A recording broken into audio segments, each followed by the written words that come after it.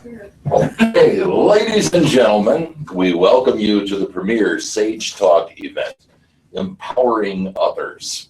My name is Mitch Creighton. I'm one of the four founding sages of Sage Talks. Sage Talks began with four people who have been in the Toastmaster International Organization for many, many years. And we said, we're great storytellers. We're also great businessmen.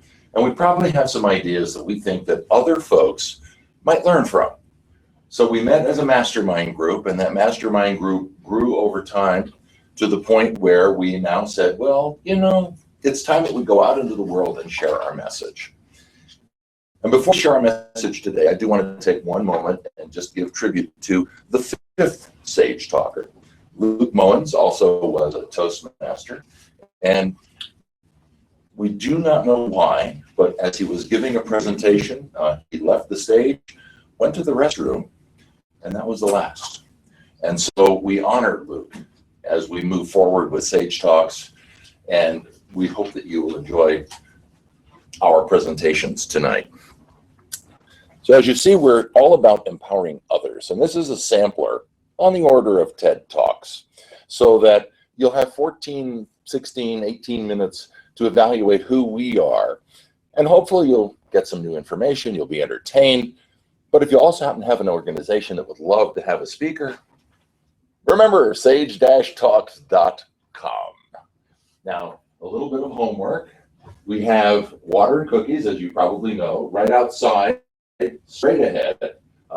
Just to get to the lobby, straight ahead are the restrooms in case you do need them. We don't want you turning blue, so feel free to get up and go to the restroom if you need to. So I'm going to move forward then and tell you that we have four great speakers on four wonderful topics. And I'll begin by introducing our first speaker. And Robert Case is an author. He is a speaker and an advocate for health in midlife and beyond. Educated in science and law, his resume includes careers in both government and business, including many years practicing human services law in Jefferson County here in Colorado.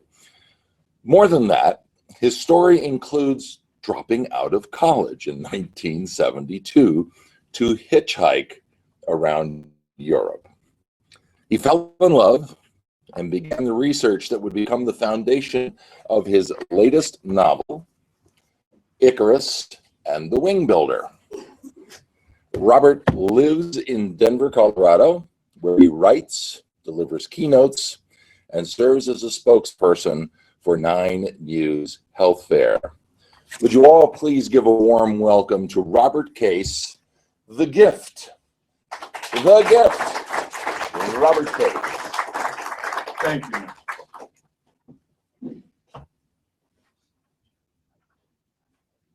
What a great group. Yeah, so good to see you all here tonight. We're here to talk about empowering others. And the point I want to make is that when that's the topic, everything we do matters. You have to believe everything we say matters. You just can't get too hung up on what the outcome is going to be. You can't give a gift like that and expect to be able to leave strings attached. One Christmas, several years ago, my wife and I, we received a gift from a good friend. Salad dressing pros, fancy ones, kind with matching stopper tops and oil in one bottle, vinegar in the other. But to read the labels, you'd have thought that whoever created this olive oil had been a double major, English and marketing, and maybe a little European history thrown in, that these were just the most elegant salad dressing creation there could be. So there shouldn't have been much surprise then the next summer. Our friend that gave us that gift is over. We're having dinner on the patio, simple barbecue. She looks at the table. You forgot my salad dressing set. Well, no. Oh, let me just run into the kitchen and I'll get it. And she came back out with this hurt look on her face because the bottles weren't even opened yet. And that's what I mean by when you give a gift with strings attached, especially when it's to empower someone else. When you want to lift someone else up, when you want them to elevate, don't attach too many strings. Don't get attached to the outcome. Because a gift like that, it can empower. It has that potential. Gifts are like that. So too, the example we set, just like it was back in the 1980s, when a group of engineers and scientists from MIT decided they would set the world's record for the longest self-propelled human flight. That's right. Self-propelled. Raise your hands if you believe that humans can fly. A few people. Good. There really was a record. And there really was some prize money involved. You see, there's a society called the British Aeronautical Society. And they keep track of these kinds of things, these kinds of records. They also offer £100,000, a British pound, prize reward for setting a new one. And in the mid-1980s, when this team from MIT sat down to consider this challenge, the record they had to beat was a flight across the English Channel. I believe it was in 1976. The airplane was called the Gossamer Albatross. And a single pilot bicyclist cranked that propeller 22 miles across the English Channel. So who did this team from MIT look to for their inspiration, for their empowerment? The Wright brothers? Nah. No, they went back. They went way back, about 4,000 years, to the middle of the Bronze Age, when an early aviator by the name of Daedalus decided to design and build wings. So what do we know about Daedalus? Well, we know he was an inventor. He was the kind of individual, he had that kind of mind that this team from MIT would be attracted to. There would be some symbiosis there.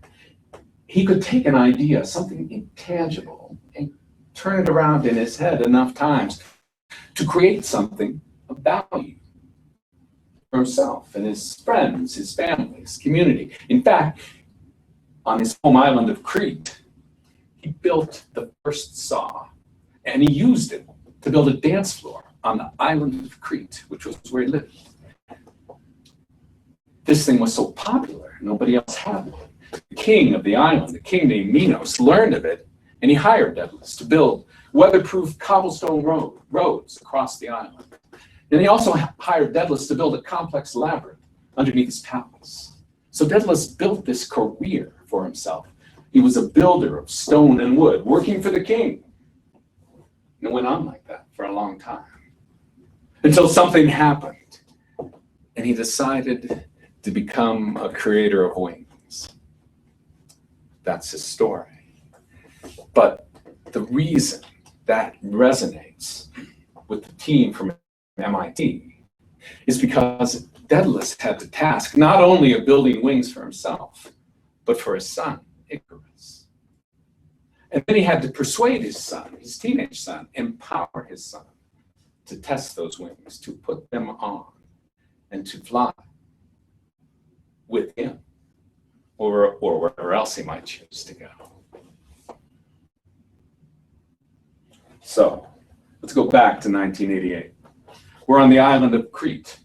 The city is called Heracleion. It's an airport, April.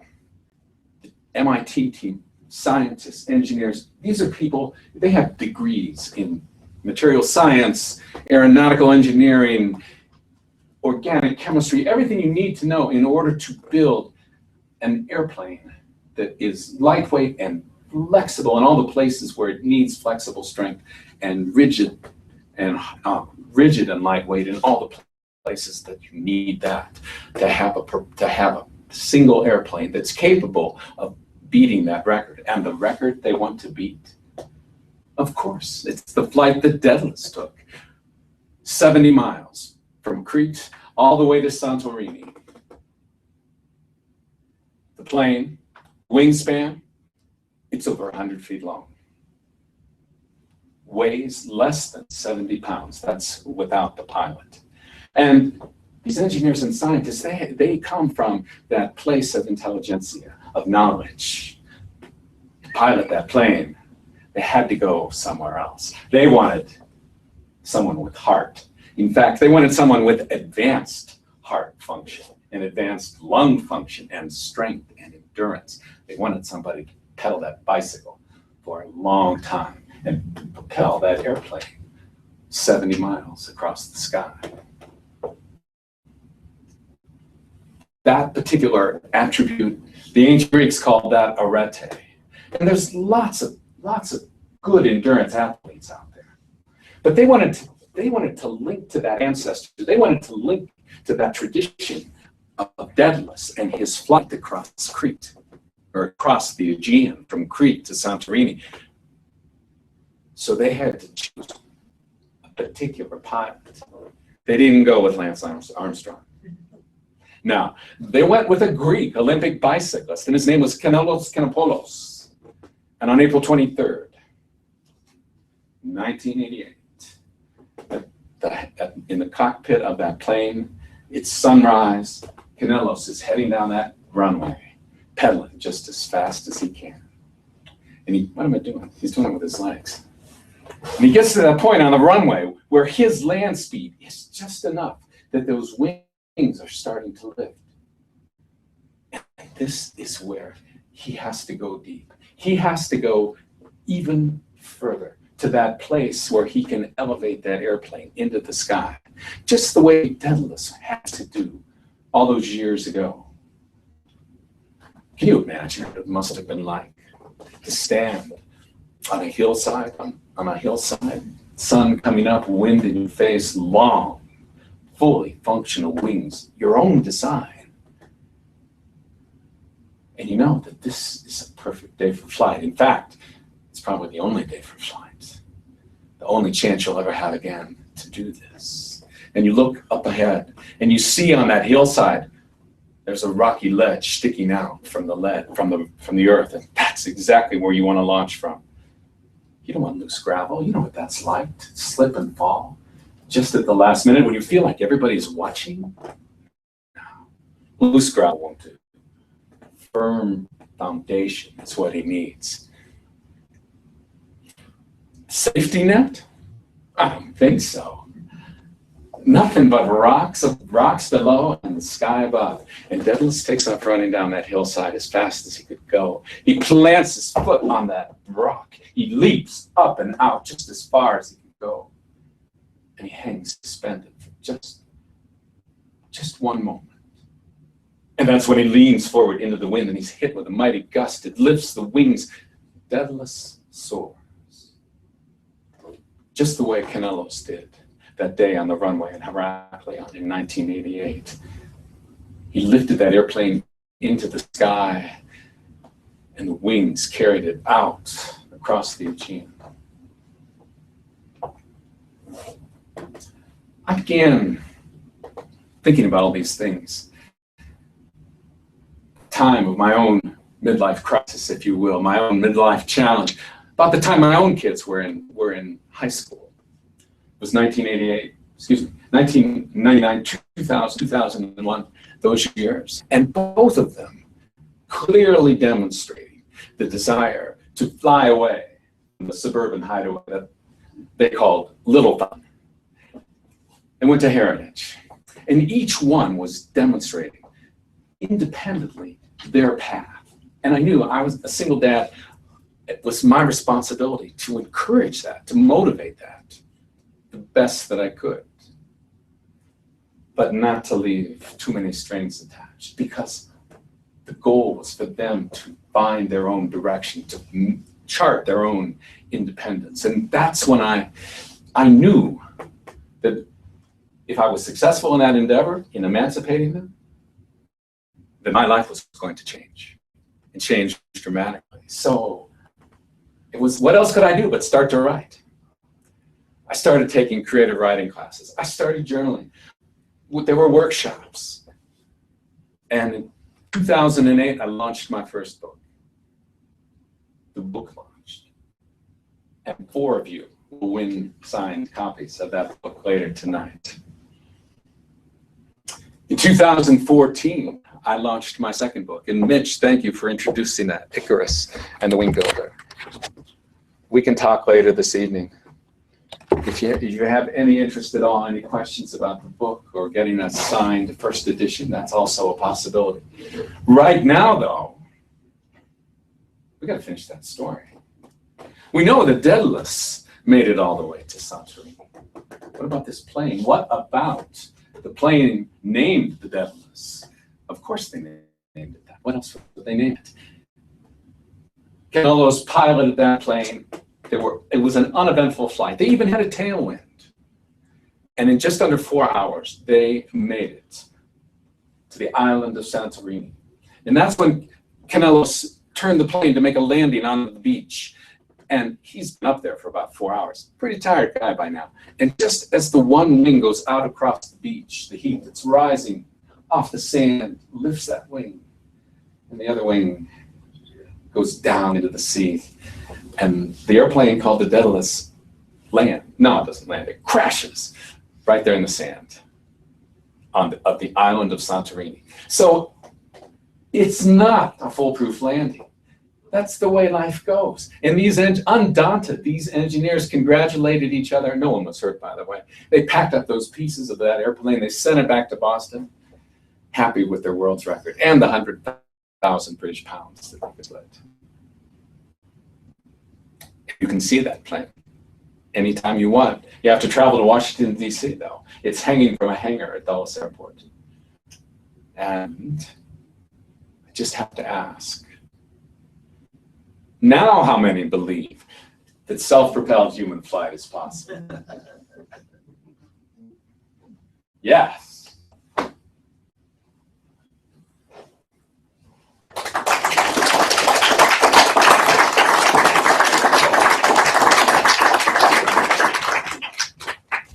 If you look inside your bag, we have a bunch of goodies for all of you. You'll see that we actually have a copy of one of our speakers' books, but we also have an opportunity for you to invest in Icarus and the Wing Builder at a sizable special price for being here today and watching us at the Sage Talk event. Our next speaker, Greg Jameson. Greg has been named International Developer of the Year of the Colorado Small Businessman of the Year and listed in the Inc. 500 of America's fastest growing small companies. He's best-selling author of Amazon's Dirty Little Secrets. And here's a dirty little secret. You have a copy of that in your red bag. Today, Greg is going to teach you how to market your business through online seminars, webinars, and workshops, because he's given hundreds of workshops to those and has actually put together a really cool thing called Web Stores University. And I'm sure Greg will enlighten you to that. Would you all give a warm Sage Talk welcome to Greg Jameson. What is your ETA?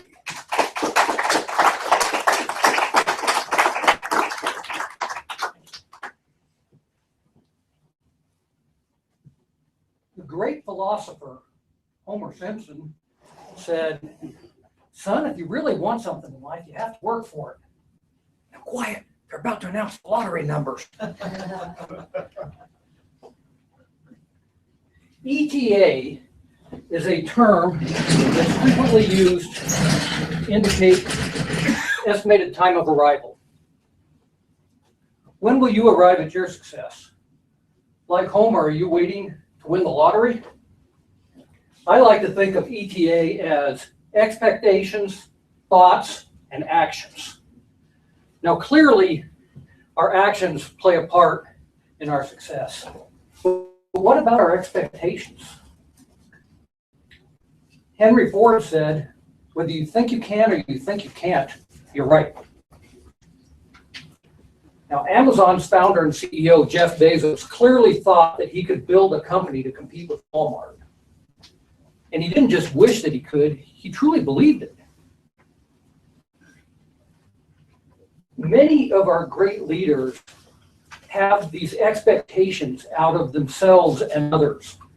The term reality distortion field was coined to indicate the effect that Steve Jobs had on others and what he expected others to be able to accomplish.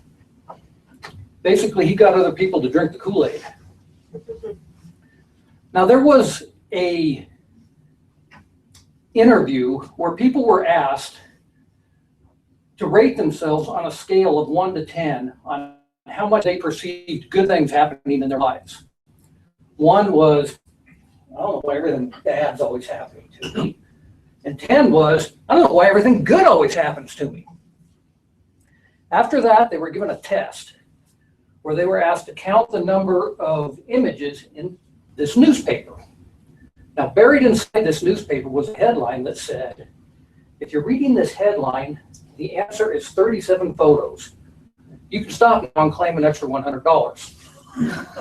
Now, the people that answered that first question with a 1, they may have eventually gotten the right answer of 37 photos, but they never saw that headline. Whereas the people that answered that question with a 10, they invariably saw that headline and claimed the $100. So our expectations do make a difference. I was given a seminar at the Denver Mart recently, and there were 2 presenters that went ahead of me. The first one had 9 people show up, and the second one had 11. My son Brian, who's here, was helping me, and he was setting up the video camera. And the director of the Mart came up and said, "Are you sure you want to do that? We're probably only going to get a handful of people." "No, we're going to pack the room." Now, I expected to fill the room as well, but I didn't leave it to chance. I had taken out a few Facebook ads and sent out a couple of email blasts. But the result was that I ended up setting a new record at the Denver Mart for the most attendees there. Now, this level of expectation is true in all aspects of business. I have a friend, Eric Graham, who says that if you operate your business from a mindset of fear, the thing that you fear, you may actually cause that to happen. There's a story of a New York businessman that sent his daughter off to college. And while she was at college, she was taking a class in economics. And she called home one weekend and said, "Dad, the economy is really bad. Maybe you should not spend so much money." And he thought, hey, you know, she's smarter than I am. And I sent her to college to learn these things. Maybe I ought to listen to her. So he stopped spending so much money on his advertising, and sure enough, his business went down. Like I said, you can't operate your business from a mindset of fear and scarcity. And the reason is that basically money is an amplifier. If you start to make more money, your fears that you had don't suddenly and magically go away. In fact, if you don't grow your mindset at the same time that you're increasing your income, you're likely to end up having those fears and uncertainties overtake things, which is why so many lottery winners, including Homer probably, end up broke. Like I said, money is a magnifier. If you are a kind and generous person when you don't have any money, then with money, you have an even greater opportunity to be generous. If you are a fearful and distrusting person when you don't have any money, then with money, you've got a million more reasons to be distrustful. In a business, if you understand that what you have to offer is something where you're actually increasing value, then you understand that business isn't a zero-sum game. I hear people all the time that say, you know, that there's this market out there, and if I can only get 1% of this market, then I'm going to be rich. But the fact is that that mindset doesn't work. You have to figure out how you can expand that market and increase value. You need to grow the size of the pie for everyone. Now, today we live in the golden age of internet marketing. And some of you might say, well, how can that possibly be? The internet's now over 20 years old, and Amazon is the undisputed leader in online sales. I already missed the boat. But now is the time that the size of that pie is actually growing. Let me explain. When the internet first started, it was all about the size of your email list. But if you didn't have a big list, it was a pretty selective group of who could be successful. Either had to have a big list or know somebody that did have a big list. And at the time, websites were clunky and expensive, often costing tens or even hundreds of thousands of dollars, even for a small business. For a short time period there, we had banner ads and pop-up ads, but those didn't last very long because they were intrusive to the user experience. Then we had affiliate marketing come along, and companies like Amazon prospered based upon other people recommending them. We got into AdWords. The problem with AdWords is that people had to actually be looking for exactly what it was that you were specifying on your website. And lots of people on the most popular words would bid on the same words, and it could get really expensive. Today, we have content management systems like WordPress, when combined with WooCommerce, allow anyone to have a professional website where you can sell your products and services. But most significantly, Facebook has totally changed internet marketing.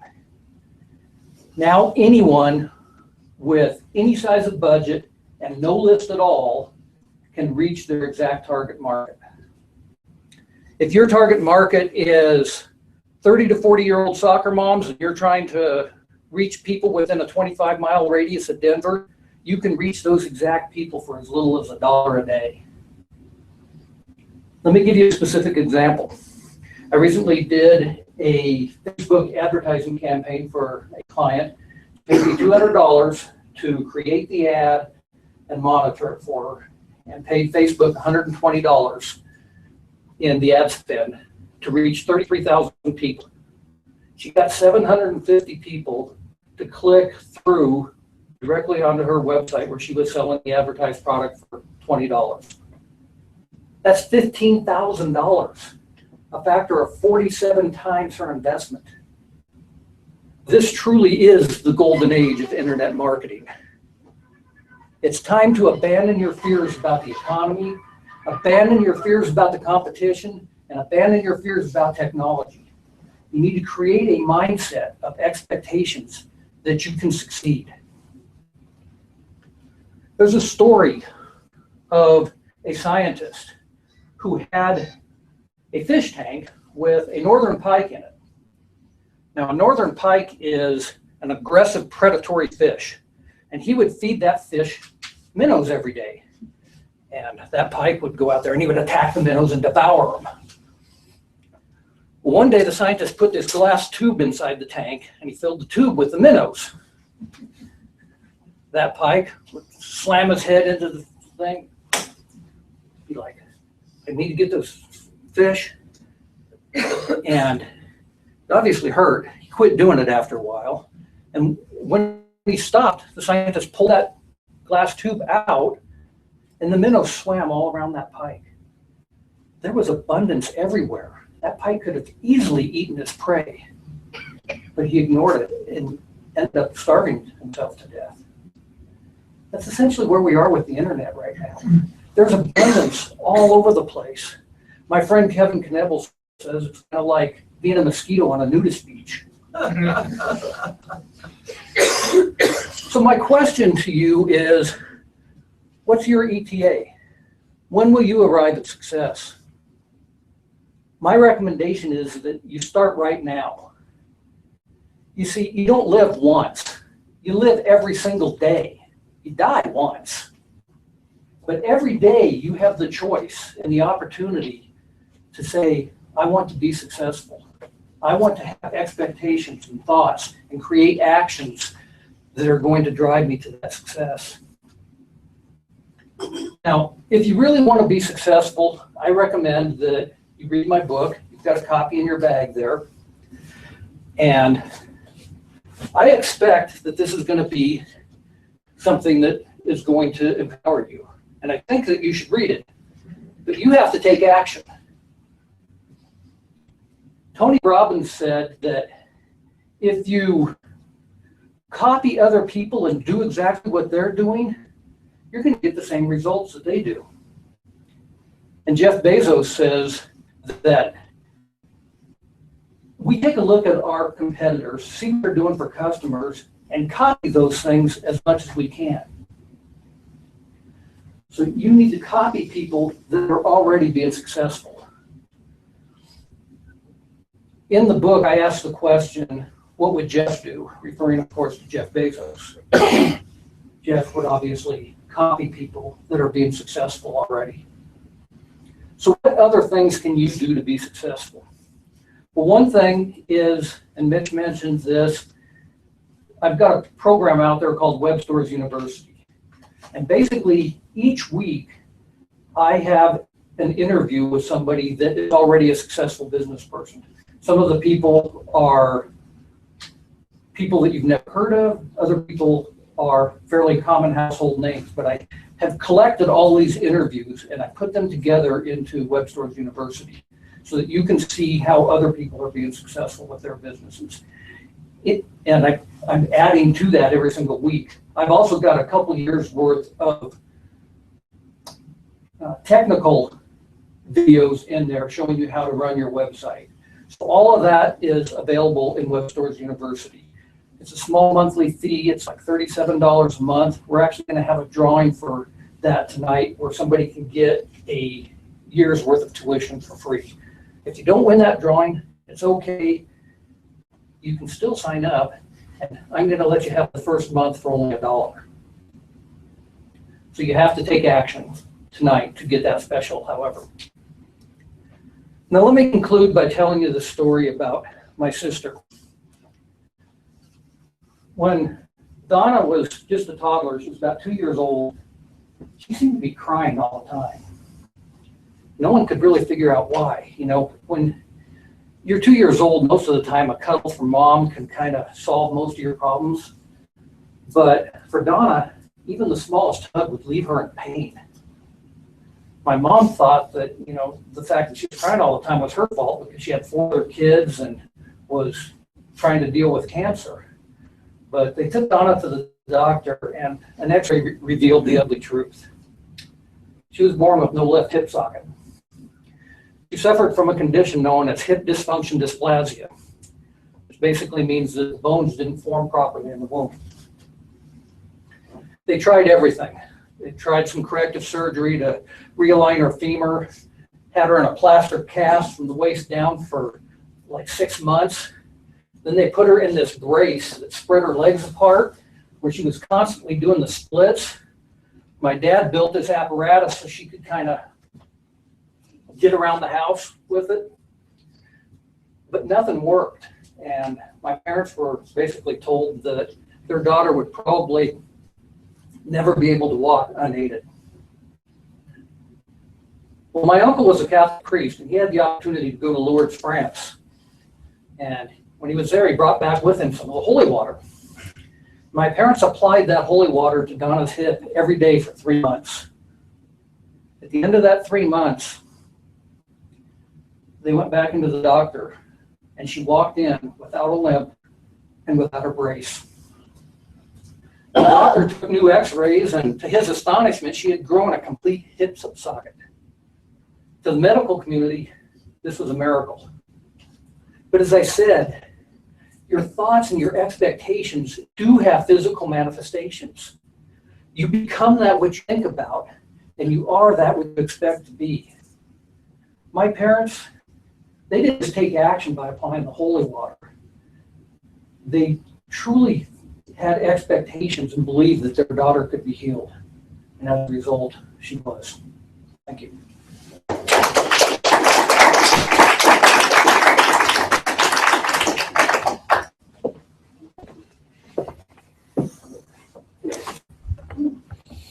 Thank you, Greg, for that empowering and inspirational talk. Our next speaker, Mr. Mitch Creighton. When was the last time you took a vacation? Mitch is a noted speaker, author, entrepreneur, and world traveler. His company, Creighton Travel, helps individuals, couples, families, and groups to see the world. Today, he'll discuss the importance of annual vacation time and why you need to plan now to see the places on your bucket list. Please help me welcome Mitch Creighton.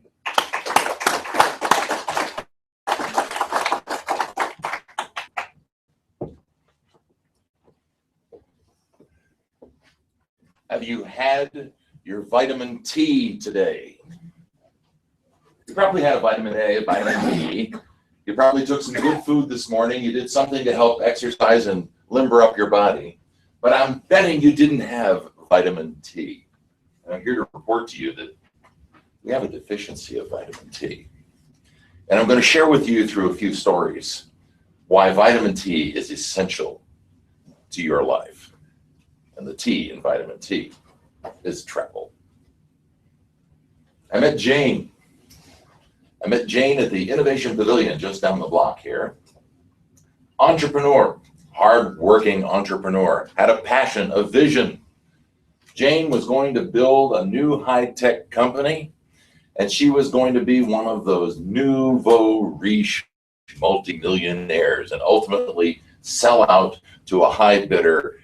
And her journey begins by putting her plan together and working hard. And she finds people to work with her and build a prototype. And then she goes around trying to get some money. And the funds are difficult to get. So she's having to travel all over the country to get people to invest in her idea. She finally gets her first round of funding and hires her first group of people. Now, Jane is a very fun, brilliant individual. But Jane is now working 16 hours a day, 7 days a week.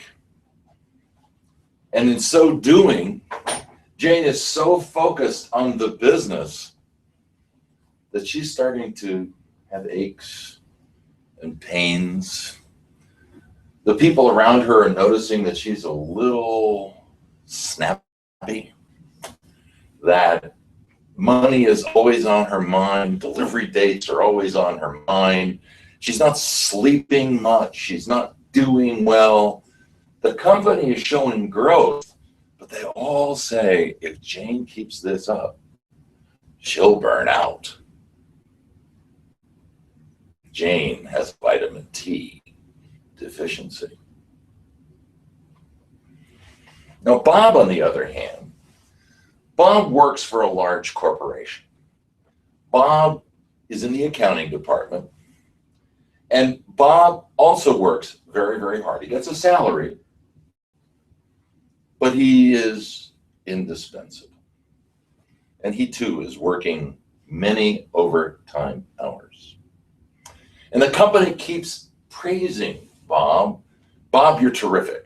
Bob, you're indispensable. Bob, don't ever leave. And so Bob, even though he is adding up all of his accumulated vacation for 1, 2, 3, 4 years, never takes a holiday. And he's proud to say, I've got 15 days of accumulated vacation. And you say, well, why don't you go on a trip? Bob says, well, I can't. They can't operate without me. Really? Sylvia, on the other hand, is the matriarch of a wonderful family. Sylvia she's lived a fantastic life. And she lost her husband, and her husband left her in good financial stead. And Sylvia has wonderful grandkids, too. Sylvia wants to make sure that these grandkids get their entitled college education. And so she sacrifices everything. She spends none of her legacy on herself. because she wants her kids, her grandkids, to have the college education so they'll be successful and remember her. Sylvia has a vitamin T deficiency.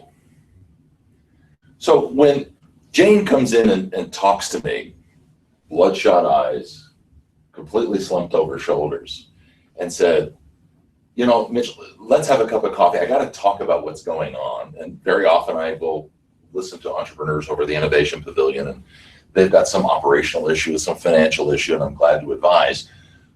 But she said, I am exhausted. And I said, well, you know what business I'm in?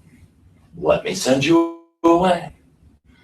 Oh, well, how will what will happen? The people won't know what to do, and the bankers won't know who to call. And I said, well, if this business is really going to thrive, don't you have to trust and believe that they'll run the business just fine when you're not there? And what better way to test it than for you to take some time off? Do you have a bucket list of places you've been wanting to go? Oh, sure. You don't think I'm doing all of this just because I like working so hard? And I'm willing to bet if I ask everybody here in the audience today, do you have a bucket list? Do you have places you really want to see before it's the end of your time? And if you do, then why aren't you going? Excuse after excuse, the vitamin T deficiency is pretty bad. Now, Bob is sitting there very proud that his company has such indispensable use of his time. And I met Bob at a mixer, and I said, Bob, you told me you have 15 weeks of vacation. What in the world? Why don't you take a holiday? Oh, well, I can't. They can't live without me. And I said, well, if working so hard is making you so stressful, and you had a heart attack and had to go into the hospital for 15 days, what then? Silence. I said, they're giving you a vacation because they want you to recycle your energy, to take a break. Sylvia, she has great intentions, and I must say I know a lot of seniors because I am one. And they want to leave a legacy to their grandkids. And I say to them, I have a couple of stories for you. I have people who have been heirs to some very large fortunes, who have taken that fortune and run it down the drain with great parties and extravagant spending, and they're miserable. So Sylvia says to me, well, what could I do differently? And I said, Sylvia, let me give you an idea. What if instead of giving your grandkids an education, which is something they should earn for themselves, you took the family on a family holiday? And you went away and it was your treat. I ask you, will they remember the stories coming from that trip? Will they remember you? You bet. And she did that. And I got Jane to take a holiday. And I got Bob to take a holiday. I gave them a big dose of vitamin T. Why do we need to have a holiday? Why do we need to take a vacation and travel? You sleep every day. And I know all of you in the room have tried going without sleep for several days until you become a zombie. And not traveling has the same impact on your nervous system, your blood pressure, and everything else. We sleep because the brain demands it has to recycle itself. There are lots of things we've come to discover that the brain must reset itself every night. There are things in our mind, in our body that have to relax and reset so that when we wake up in the morning, we are refreshed and we are charged and we can do things. Travel is a bigger picture. It's a way to reset your entire world. How many in the room have traveled out of the country? Well, there you go. When you went, many of you went to places where they didn't speak your language, they didn't share our money. Their customs and their food, totally different. I'm guessing when you got back, you had some pretty cool stories to tell. I'm willing to bet that if I asked you, you could tell me that story right now. And as you tell me that story, you're going to stand up taller, your energy is going to get stronger, and you are going to feel like, wow, I get to relive that vacation all over again. And almost everybody says, I can't wait to go on another holiday. I can't wait to travel again. We still have a vitamin T deficiency. Why don't we travel? Why isn't that the same thing we do in our lives once a year that we do every night, going and getting some sleep? Common excuses. I can't afford it. I haven't got time. Who will take care of stuff when I'm gone? I have some ideas for you. When you leave here today, if I'm stimulating thought about bucket lists, and it comes off of that movie about things I want to see and do before I die, write down on a piece of paper the 10 places, the 10 things you want to do before you are ready to say your farewell. And ask yourself, if you had to give anything up, would you trade something for one of those items on the bucket list? Whether it's the temples at Angkor Wat, it's dining at a Bordeaux chateau where you're drinking fresh wine that just comes right out of thieving of the barrels, or you're just on the beach of Hawaii, or trekking on a glacier in Scandinavia. Any of those things refreshes us because we don't do it here.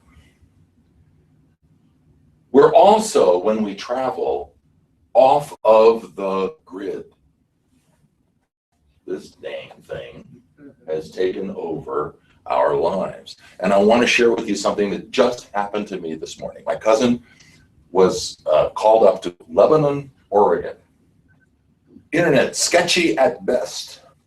And she finally went to a Starbucks and said, Mitch, I had to communicate with you because I was hoping that I would be able to communicate with you sooner. Have you ever been off the grid for 3 days? Her very words.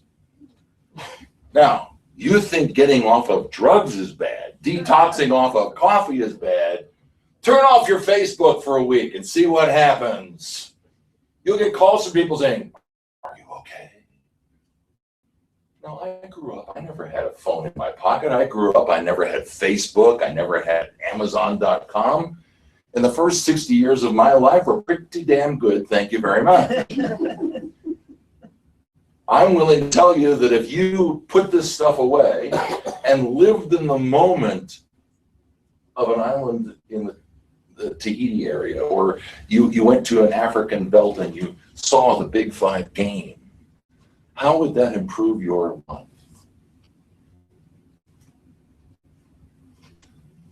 John got the message. When John came back, he was empowered. People saw he was refreshed, renewed. Matter of fact, the managers were a little concerned because they thought he was having too head down in the paperwork. And there was a new vice president position that came up. And guess what John got? The vice president position. When Jane went away, she came back and said, by gosh, I hired the best of the best. And I was right. My business wasn't in the tank. The work got done. And I can proudly say that I have built an industry that is more than just me. What a great validation. And here's what happened to Sylvia. Sylvia did take her family to the Caribbean, and they got an all-inclusive resort, and there were things for the young kids to do, and there were things for the older kids to do, and there were things for the seniors to do. There were 70 of them that came together on this one little resort, and they had their own private beach, and they did all of these things. Do you think that helped Sylvia feel younger? Do you think that the young kids got to bond with the older kids, that the seniors got to bond with the new generation? And when they got back, the stories they would tell are the same stories that I'm asking you to recall when you went on your trip and people asked you, tell me about that trip. My friends, We do not live to work. We work to live. And if we don't take vitamin T seriously, we will have really, really cheated ourselves out of a wonderful, wonderful opportunity. Now, how do I know all of this? Well, folks, I'm in the travel business. What? Travel agencies still exist? Yes! And why is that? Well, Greg said that it's like mosquitoes on a nude beach, too much stuff. And have you tried seriously to look online for travel? Most people go to a minimum of 12 websites, and you know what they get? Confused. And you know what happens then? They don't go anywhere. Now, I'm not saying that it's a bad thing for you to go look for a hotel if you're going to fly to Chicago for a weekend, or you're going to look for tickets for a ball game or something like that, by all means. But if you're trying to really put together an experience that will have memories and have stories, why not seek help? So I am a travel concierge. I do work with folks. And in your bag, I'm offering my brain for you, for anything that you might have already booked or something you're thinking about booking, to just discuss it and see if I can give you some insight that will make that trip more memorable. One of the things we are, as I said early on, we're storytellers. And I think that when people hear stories, when people tell stories, they come alive. If you go to a movie and it's got a great story, you love it. If you got a movie and all it is bang, bang, and special effects, yeah, you were entertained, but you won't remember it 2 weeks later. So what do I want you to do? I want you to make memories, not regrets. And why am I so passionate? Well, it was 2 years ago. My wife and I had been in the travel business for a while, and we were very excited about the prospects of the year 2014. We were laughing at 8 o'clock in the morning. And at 9 o'clock in the morning, she yells out, "Mitch, I can't breathe." She fainted. I had the paramedics come. They revived her, but she was in a coma for 4 months before she passed away. She did not get to make all the memories that she wanted to do. I did not get to make the memories that I wanted us to have. Oh, I got a huge bucket list. And I'm sure you do too. So put down that list. Start putting some money away in the bank every month. Some people have a little slush fund for this. Some people put away for their household expense. Put $100 a month away. You won't even know it. And then in your calendar, I want you to schedule a time when you're going to take a vacation. And that's an appointment that is just as strong, just as committed as if it were a client coming in to give you a check. Because for your health, for your mind, that travel is more valuable to you than any client's check ever. So vitamin T, where do you buy it? Well, it's not for sale. Travel is something that you do for yourself.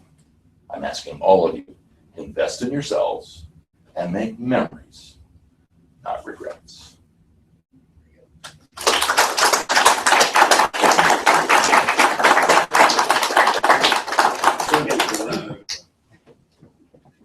You need to book a trip. Thank you, Mitch, for that entertaining, inspirational talk, presentation. And moving on to our fourth speaker, Mr. Dennis Ryan.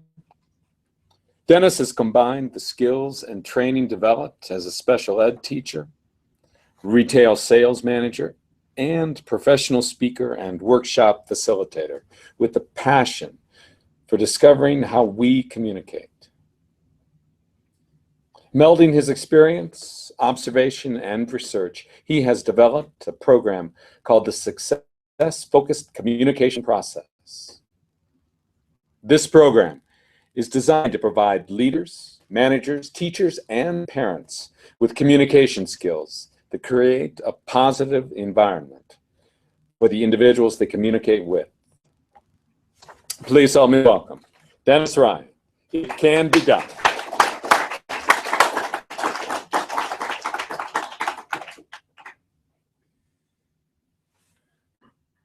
Imagine you're a teacher and every one of your students is empowered. They want to learn. They want to take responsibility for their learning, for their behavior, for their lives. Imagine if you're a business owner, heck, just a manager or a supervisor. Wouldn't it be great if everybody around you and people you worked with took responsibility, were empowered, and could do things for themselves instead of you having to tell them what to do? Any of you parents, once were parents, have parents? What if your children were empowered to be responsible? Yes. Wow, amazing. For their lives. What if you were empowered? What if you would do the things you know you want to do? Take that next step rather than just, God, I wish I could do that. I wish I would do that. Oh, I got too much to do, so I can't do what I want to do. What if you became empowered? Ladies and gentlemen, it can be done. A friend of mine, Steve J., and I, in our garage, we have invented the magic pen. This is the special pen that empowers people. You take the top button and you point it at the person you want to be empowered. I'm empowered. And then you hit, not yet, I haven't hit you with the empowering button. Doesn't take much for Mitch. There we go, now he's empowered. Amazing. It's a simple device. That's all it takes. It's just to point it, direct it, and press the button and everybody becomes empowered. Don't we wish that were true? And for just 4 easy payments of $39.99, this too can be yours. I'll send you the information and where you can send your checks. Money orders, credit cards, make sure they're covered and they're not closed. I get too many closed credit cards for these. Let me try it again. Okay, I've identified my target. You're empowered. What? No. Not? I need a battery. We're waiting for an app. We're waiting for a hack. We're waiting for something that makes it easy. It isn't easy. I'm going to tell you today, it is simple. But like anything else that's of value, it is not easy. And the way you empower others is through that core skill that we all have, but we don't develop, that we don't use to its full capacity. It's called that skill of communication. How many of you drive down the street, or when you're driving here, how many of you saw fitness studios, karate, dance, all sorts of different ones? One every block, at least, if not 2. How many of you saw communication studios anywhere? You didn't see any? You mean communication's not as important as fitness? Not that I'm saying fitness isn't important. It is important. But isn't communication the one way we can relate to people? Isn't that just as important, if not more important than fitness? It's through communication that you can empower others. Because it's through communication that you can create an environment that not only allows people to be empowered, you can expect people to be empowered, and almost demands that people become empowered through using communication skills. The Success Communication Program gives you skills that you can use to empower others and yourself. because it explains why it's necessary to focus your energy, i.e. your communication energy, in the direction of what you want to happen. We have a tendency in this world to focus at what's happened, what's wrong, what the cause was. Anybody get real excited with a mistake? Doesn't it just get you so empowered? Yeah, I just made a mistake. I feel good. Doesn't work. Look up the synonyms for failure. Look them up someday. See if any of those words empower you to do better. That give you energy. That gives you that drive that I'm going to fix this. They don't. What do? They sap it. They suck it out of you. Now look up success. What are other meanings of the word success, or just plain success? What does that do for you? Can you think of being successful? Does that give you energy? Would it give other people energy? So the first thing is that communication has a direction. It can take you forward. It can push you back. It can hold you down. It can lift you up. So whenever you communicate, understand that everything you communicate has a direction. And when you're communicating with someone, it is taking them in that direction. So when you communicate and you take them backwards, what happens? Do they get excited? Do they get just so excited they want to do everything for you? Are they getting empowered? Let's take a little story here. Sally and Billy are twins. They're playing outside. Obviously, they're not identical twins. It's a joke, but I hate when you have to explain those jokes. They're outside, they're playing, and all of a sudden Sally comes in, and the parent figure is there, and Sally says, "Billy just hit me." And so as a parent figure, you said, "Billy, come in here." So what do we say? "Billy, why did you hit Sally?" So what direction was our communication? Backwards. And what did happen? Did that empower Billy? It empowered him to think of excuses, probably, to get defensive. The only person who got empowered was you as a parent, because now you're judge, jury, and probably executioner. What happens instead? If you ask Billy the question, what are you going to do to cooperate and play better with your sister? Now, is that negative? What did you ask for? You asked for and identified a success. Something that Billy can work towards, that he can feel good about doing. It didn't ask him to be defensive. It didn't ask him to come up with all the excuses in the world. "Well, Sally hit me last week." And it didn't ask him to say, "I don't know." Of course, that's a standard answer for either way. But then it's a starting point. You're moving forward. You're going in a forward direction. So the first thing you need to understand with communication, that you have to be focused in the direction of what you want to happen.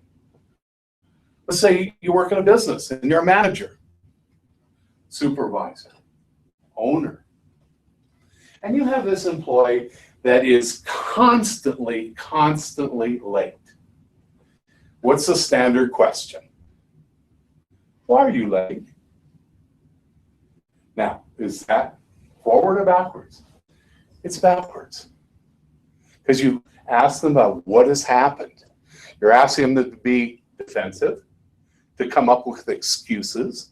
And the other thing you just did is you put yourself in the position to having to solve that problem. Because you asked the question. You asked them to tell you why they were late. So what are you going to do when they tell you? My car breaks down every day. Okay, now what? Now you're in that position. Nobody was empowered because you certainly can't solve that problem. Instead, the question becomes, what are you going to do to get to work on time? You've moved it towards what the success is. You've outlined the success. You've created an environment that is asking them to come up with a solution. Does it work? I'll give you the name of a junior high school principal. He says it even works on middle school boys. Anybody recognize any of those? A few of you once were there.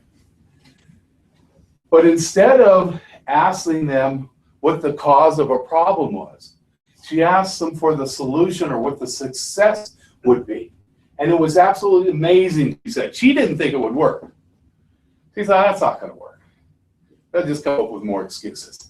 It worked because they started thinking about what they need to do to be successful. It's powerful. And you know, it's common sense. We've probably all done it.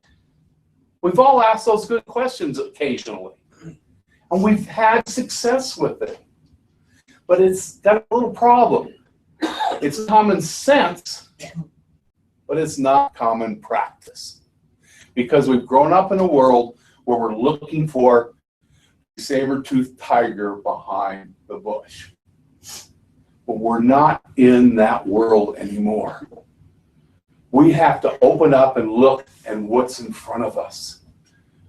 That's where we live. We've got to live in a direction of what's in front of us, not what's behind us. Now, do we want to forget about what's behind us? What is it? We're doomed to repeat.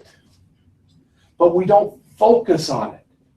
We just learn from it. We go back and maybe say, hey, was there anything that happened that I learned that's going to help me go forward? So we build an environment with our communication that empowers other people. In fact, we can talk to ourselves the same way. That's how you empower others and yourself, by asking the right kinds of questions that are structured and narrow. Now, what do you want to do? That's a wide open world. Just like I work in a grocery store. That was where I did most of my management. You can go down the aisle where the salad dressings are. Pick a salad dressing. Anybody have any idea how many there are? Anybody look in the salad dressing aisle lately? There's 300 plus, and that doesn't count the oil and vinegar aisle. So if you have that wide open decision making, it's too much. We're not designed to handle it. There's too many choices. So when you structure your questions and you ask these questions about success, narrow it. What are you going to do to cooperate with your sister? What are you going to do to get to work on time? It's more specific. Now, what's the next step? What would the next step be? Because obviously asking one question is not going to solve everything. If it did, I wouldn't be standing here. I'd be with Jeff Bezos somewhere and on his yacht. It's simple, but it's not easy. What's the next step? The next step is listening. And what you listen for is clues. So you have to actively listen to that person. Listen to their response to your question. What is their response telling you? Not listening to answer it, but listen for the cues so you know the direction of their question. And then you take that thing and take it back to the forward direction. A lot of them, I remember talking to one of my sons, and he, of course, wanted to take it backwards. He's always had the argument, well, what do you want me to do? And you're going to get that. So you have to reframe the question and start over again. Is there a simple way of doing it? Is there these words I can give you printed on this piece of paper and you say these words and they'll be empowered? Sorry. That's somewhere with this magic pen. $39.99 for easy payments, and I'll give you that list.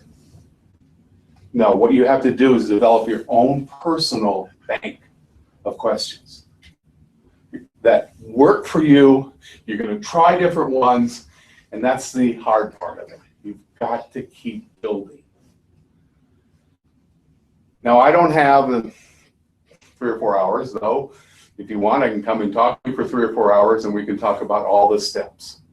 Because I love to go into businesses, companies, organizations, and explain and run workshops on how to take success-focused communication and empower everyone in the company. Empower students to take responsibility for their education, for their behavior. Anybody tell a student or tell anyone to do that? You're now empowered. You're empowered. Does it work? No. You have to create that environment. And there are ways to do it. It can be done. But you have to invest the time and energy. But there is a path. And the path isn't one we've used. What does that saying go? Try something again and again. If it doesn't work, try it the same way and it still won't work. Other versions. But there is a way to do it, and this is a different way to try. Go forward and look at success. What does it look like?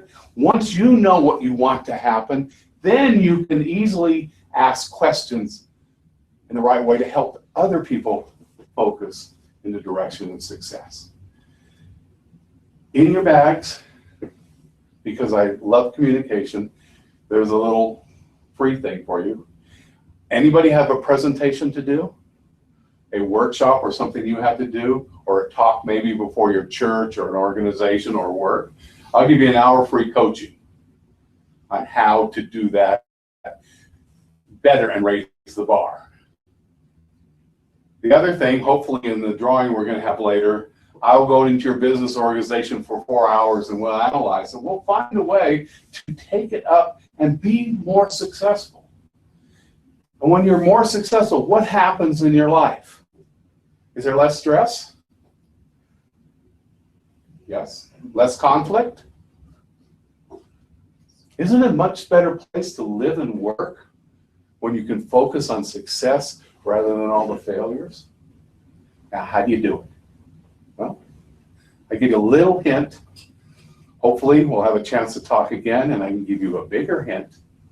But you still have to do it. It's no great secret. It's just taking those ideas, putting them together, and focus on the success and focus on what you want to happen. It can be done. You can empower others.